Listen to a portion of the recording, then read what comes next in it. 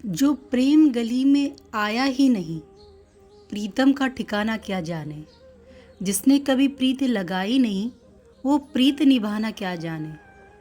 मीरा थी दीवानी मोहन की, संसार दीवाना क्या जाने। जिस दिल में न पैदा दर्द हुआ, वो पीर पराई क्या जाने। राधे राधे। यूं तो श्री कृष्ण भगवान की कई गोपियां हुआ करती थी, लेकिन श्री कृष्ण के प्रति मीरा के प्रेम के कुछ अलग ही मायने थे। मीराबाई भक्ति और प्रेम की एक ऐसी मिसाल मानी जाती है, जिन्होंने अपना पूरा जीवन श्री कृष्ण दर्शन के लिए समर्पित कर दिया। मीराबाई का जन्म सन 1498 में राजस्थान के एक राजपूत घराने में हुआ था। उनके पिता का नाम रतन सिंह और माता का नाम वीर कुमारी था। मीरा कृष्ण की बहुत बड़ी भक्त थी।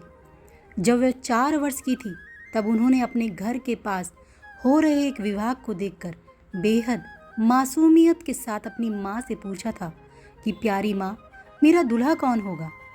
मीरा के इस सवाल पर उनकी माँ ने मुस्कुराते हुए श्री कृष्ण की मूर्ति की तरफ इशारा करते हुए कहा था कि मेरी प्यारी मीरा, श्री कृष्ण तुम्हारे वर होंगे।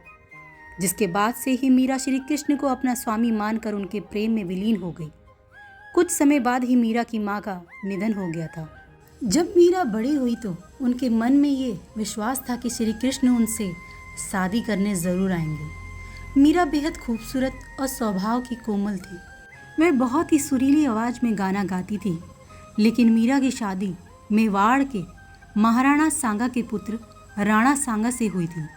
मीरा ये शादी नहीं करना चाहती थी, लेकिन परिवार के जोर देने पर उन्हें ये शादी करनी पड़ी। माना जाता है कि शादी के बाद भी मीरा का प्रेम श्री कृष्ण के लिए कम नहीं हुआ। विदाई के समय श्री कृष्ण की वही मूर्ति अपने साथ लेकर गई, जिसे उनकी माँ ने उनका दूल्हा बताया था। शादी के बाद मीरा ससुराल के कामकाज पूरे करने के बाद रोजाना श्री कृष्ण के मंदिर जाया करती थी। वहाँ जाकर वह श्री कृष्ण की मूर्ति की पूजा करती, उनके लिए मधुर आवाज़ में भजन गाती और नृत्य भी करती थी। मीरा का श्री कृष्ण के लिए प्रेम उनकी ससुराल वालों को बिल्कुल पसंद नहीं था। उनकी सास ने उन्हें दुर्गा माँ की आराधना करने पर जोर दिया, क्योंकि उनके ससुराल वाले दुर्गा देवी में बेहद विश्वास रखते थे। लेकिन ससुराल वालों के श्री कृष्ण की आराधना से रोकने पर मीरा ने साफ कह दिया कि मैं पहले ही अपना जीवन श्री कृष्ण के नाम कर चुकी हूँ। इसके बाद मीरा की ननद उदाबाई ने उन्हें बदनाम करने की कोशिश की। उदाबाई ने अपने भाई राणा से कहा कि मीरा का किसी के साथ प्रेम संबंध है और उसने मीरा को उस व्यक्ति के साथ देखा है। ये सुनकर राणा बेहद क्रोधित हुए और आधी रात बहन उदाबाई के साथ मंदिर जा पहुंचे। मंदिर पहुंचकर उन्होंने मीरा को श्री कृष्ण की मूर्ति के साथ अकेले ही बातें करते हुए देखा। ये देखने के बाद वे गुस्से से चिल्लाए कि मीरा, अपने जिस प्रेमी से तुम बातें कर रही हो उसे मेरे सामने लेकर आओ। इसके जवाब में मीरा श्री कृष्ण की मूर्ति की ओर इशारा कर कहती है कि ये मेरे स्वामी हैं, इनसे मेरा विवाह हो गया है। ये सुनने के बाद राणा का दिल टूट जाता है, लेकिन फिर भी वह पूरी श्रद्धा से अपना पति धर्म निभाते हैं और आखिरी सांस तक मीरा का साथ देते हैं। मीरा का देवर विक्रमादित्य चित्तौड़गढ़ के नए राजा के रूप में चुने गए थे। उनको श्री कृष्ण के प्रति मीरा की भक्ति और लोगों के साथ मीरा का मेल जोल बिल्कुल भी पसंद नहीं था।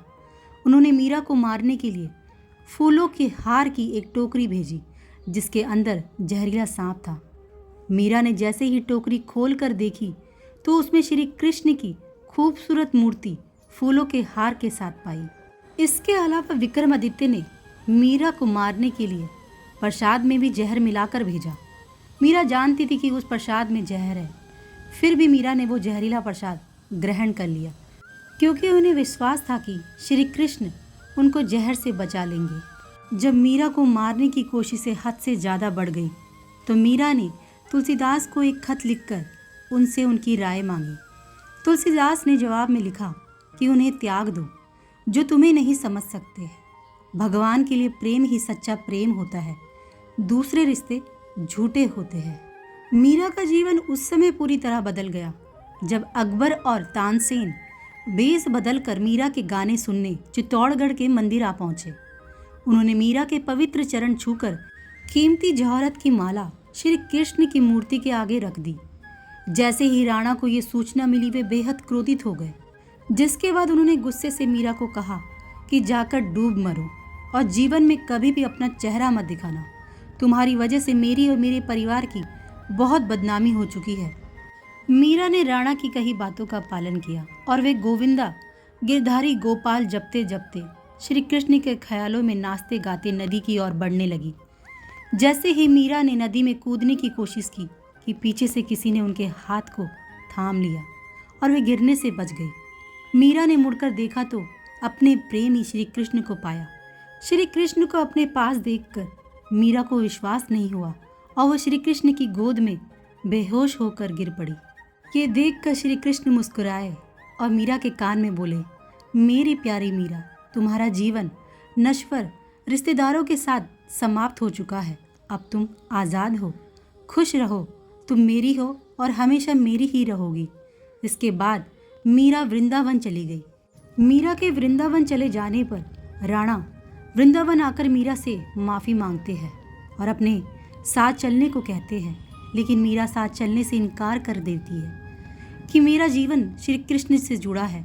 ये सुनने के बाद पहली बार राणा श्री कृष्ण के प्रति मीरा के प्रेम की भावना को समझते हैं और वृंदावन से लौट जाते हैं। लेकिन कुछ समय बाद मीरा भी मेवाड़ लौट जाती है और अपने पति राणा से विनती करती है कि वह उन्हें श्री कृष्ण के मंदिर में रहने की अनुमति दे। माना जाता है कि जन्माष्टमी के पर्व पर द्वारका में श्री कृष्ण के मंदिर में मीरा श्री कृष्ण से कहती है कि ओ गिरधारी, क्या आप मुझे बुला रहे हैं? मैं आ रही हूँ। मीरा को ये कहते सुन राणा और वहाँ मौजूद सभी लोग हैरान रह जाते हैं। माना जाता है कि श्री कृष्ण को पुकारते ही मीरा में एक तरह का प्रकाश उत्पन्न हुआ और मंदिर के कपाट खुद से बंद हो गए। जब कपाट खुलते हैं तो मीरा की साड़ी श्री कृष्ण भगवान की मूर्ति पर लिपटी हुई होती है, लेकिन मंदिर में मीरा नहीं होती। सिर्फ मीरा और उनकी बांसुरी की आवाज़ सुनाई देती है। माना जाता है कि मीरा श्री कृष्ण की मूर्ति में ही समा गई थी।